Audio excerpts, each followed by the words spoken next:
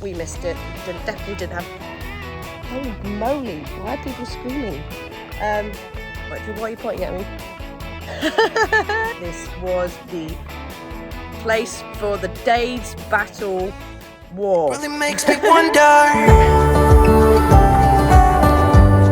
Yeah, it makes me wonder. Oh, I wonder. Oh, I just wonder.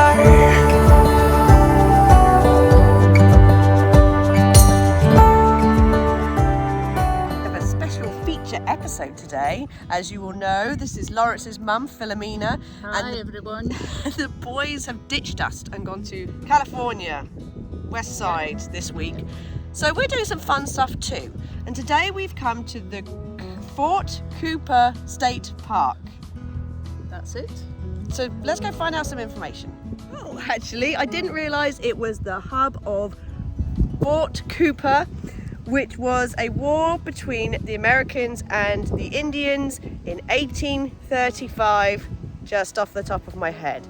But we're going on the guided tour, so hopefully she'll tell us more about it, and then I can relate it to you, and then I can tell you some information about the park itself as well. So there is actually a camp host spot here as well. You're allowed to be here for 3 months. You get 4 hookups, and was it 24 hours? 24 hours of volunteering. 24 hours of volunteering a week. That's pretty good for Inverness. And it's not heavy work.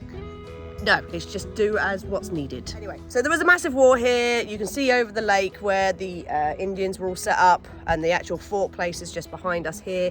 They obviously had to take it down because it had all rotted out, but they have made this little recreation of it on the corner. Cost $10,000 just for that corner piece, because I had to put in like the concrete and then the metal holders for the pieces of wood so that they could take them out if they rot in the future. So you can see why they didn't do the whole thing, because the fort was huge. Would you remember how big she said? I can't remember the exact amount of feet. Hold on, let's get some facts. Well, I can find no evidence of how big the actual fort was. She did tell us, and I apologise, that was not something I thought I would need to remember. But, so in 1835, Dade's battle, only 2 of 108 soldiers serving under Major Francis Dade survived the Seminole ambush. So a second war then began in 1835, December 31st. A force of 750 men under General Duncan Clinch is forced to retreat after crossing the Withlacoochee to attack the Seminole villages in the cove. 1836, February 27th, Gaines Battle. The Seminole prevents General Edmund Gaines and 1,000 men from crossing to the Withlacoochee. They hold the soldiers under siege at Camp Izard for a whole week. March to April 1836, Scott's campaign. General Winfield Scott is sent to Florida with 5,000 men. His elaborate plan of a 3-pronged attack on the cove fails. April 1836, the siege of Fort Cooper. So Mark Antony and his 380 men are held under siege at Fort Cooper for 16 days until a relief column arrives. And then on November 21st, 1836, the Battle of the Wahoo Swamp. The Seminole hold off a force of 2,500 men led by Florida Governor Richard K. Cool into difficult terrain of the Wahoo Swamp. But the tide turns. The successes enjoyed by Seminole were short-lived. In December 1836, General Thomas Jessup was given command of the war and began to put unrelenting pressure on the Seminole. Captured Indians were sent west, escaped slaves were returned to bondage, and remaining Seminole were driven to southern Florida. Jessup also began the controversial practice of taking the Seminole leaders prisoner whilst they negotiated under a flag of truce. By mid-1838, most of the Seminole had been pushed back from central Florida and taken refuge in areas such as the Lake Okeechobee. I see that when I drive past it. I still don't know how to pronounce it.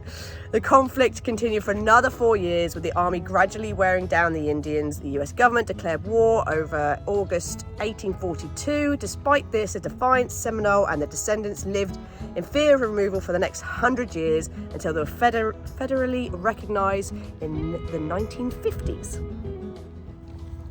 Okay, so the key is here to keep an eye on Facebook, because that's where I saw the Friends of the Fort Cooper were doing an event today. Now, there was an actual presentation at 10 a.m. that we definitely didn't have a lay-in and missed. But then there was a guided tour at 11:15, which we did attend. And we did. Unfortunately, we then did not get the history that they were telling you at 10. So come to both. My point is, keep an eye on the Facebook events, or they probably have a website, I can link it below, where not only do they do the guided tours and the presentations about the fort, they also have a bird Talk. Can't remember what day it was, but it's once a month. on a Thursday, and that's led by Gail, and we had a lovely chat to Gail. Thank you, Gail. It was lovely talking to you on this trip. And she does a bird tour to go through all the birds that are on this trail. They also are going to be having a reenactment of the war on the 3rd weekend in March. Again, I will confirm the dates, but I'm pretty sure it was the 3rd weekend. The actual state park itself, it's 726 acres. We're not walking all of that today, obviously. We're just doing the small trail. But there are lots of trails, lots of dogs, Acres. lots of bikes. The trails are very well laid out, so that's really handy. Yeah. I possibly will come back with the dogs this week and just, you know, come and enjoy the... We might bring the men with us. Philomena just asked me something very interesting, and that was, is Spanish moss used for anything? Because there's a lot of it. Anyway, I do remember from our Silver Springs tour, the Captain Bill was telling us that yes, back in, can't remember what year, the first Ford automobiles, they used Spanish moss as stuffing for the seats. And they do use stuffing, the Spanish moss, for weaving baskets, horse blankets and things like that. However, the first recall was also then had by the Ford automobile Model T because people were getting bitten on the bottom. And that's because such creatures called chiggers live in Spanish moss. And he hadn't realised that, so when he packed it full of into the seats, the creatures would come out and nibble on people. So that was a recall.